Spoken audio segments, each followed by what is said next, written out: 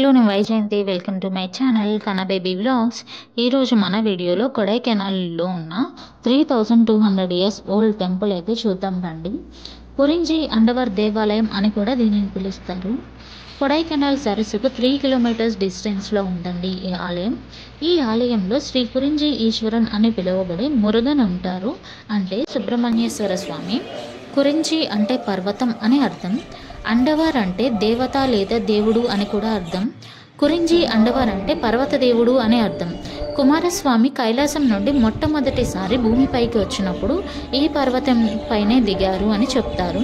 అప్పుడు కుమారస్వామి భార్య అయిన వల్లీదేవి ఆయనకు 12 ఏళ్లకు ఒక్కసారి పూచే నీల కురింజి పువ్వుల దండను మెడలో వేసి స్వాగతం పలికిందని పురాణాలు చెప్తున్నాయి. కురింజి ఈశ్వరన్ అని పిలువబడే ఈ ఆలయంలో మురుగన్ ఉంటారు. ఈ ఆలయం 1936లో నిర్మించబడింది. హిందూ ధర్మాన్ని స్వీకరించిన ఒక యూరోపియన్ అమ్మాయి ఈ ఆలయాన్ని నిర్మించింది. ఈ అమ్మాయి హిందువుల అబ్బాయిని వివాహం చేసుకుంది. ఆ అమ్మాయిని లేడీ రామనాథన్ అని కూడా అంటారు. ఈ ఆలయం ఇప్పుడు అరుణ్ మేఘల్ దండయుద్ధపాణి స్వామి తిరుకోవిల్ కింద ఉందండి. ఈ ఆలయం అబ్బాయిని పెళ్లి చేసుకుంది. చాలా అమ్మాయిని లేడీ రామనాథన్ అని కూడా పిలుస్తారు. ఈ ఆలయం ఇప్పుడు ఎట్లాంటి ఎంట్రన్స్ టికెట్ అయితే తీసుకోవాల్సిన అవసరం లేదు, ఫ్రీ ఆఫ్ కాస్ట్. ఇక్కడ మనకి ఓల్డ్గా ఏదైతే వెనక వైపు టెంపుల్ కనిపిస్తుందో ఇదే ఓల్డ్ టెంపుల్ అండి. ఈ ఫ్రంట్కి అయితే పెయింట్స్ వేసేసి ఉన్నాయి చూసారా, ఇదంతా కొత్తగా కన్స్ట్రక్ట్ చేశారు. టెంపుల్ని ఎక్స్టెండ్ చేయడం కోసం ఇది కట్టారు. ఈ వెనక వైపు ఏదైతే ఉందో ఇలాగే దీని మీద శిల్పాలు కూడా చాలా చెక్కేసి ఉన్నాయండి. మీరు దగ్గరగా అబ్జర్వ్ చేస్తే చాలా కనిపిస్తాయి. చాలా బాగుంది టెంపుల్, చాలా ప్రశాంతంగా ఉంది.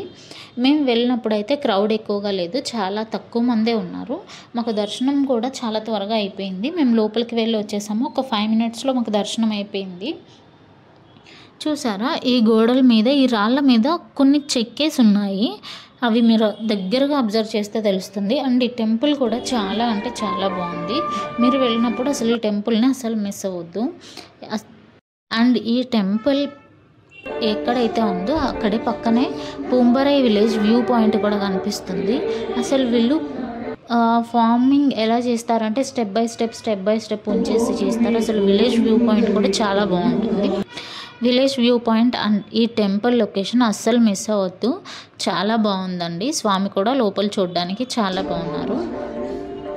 అండ్ మీకు ఈ వీడియో నచ్చినట్లయితే తప్పకుండా like, share and subscribe to my channel. అస్సలు లైక్ చేయడం అస్సలు మర్చిపోవద్దు, నాకు కొంచెం హెల్ప్ఫుల్గా ఉంటుంది. Thank you so much for watching.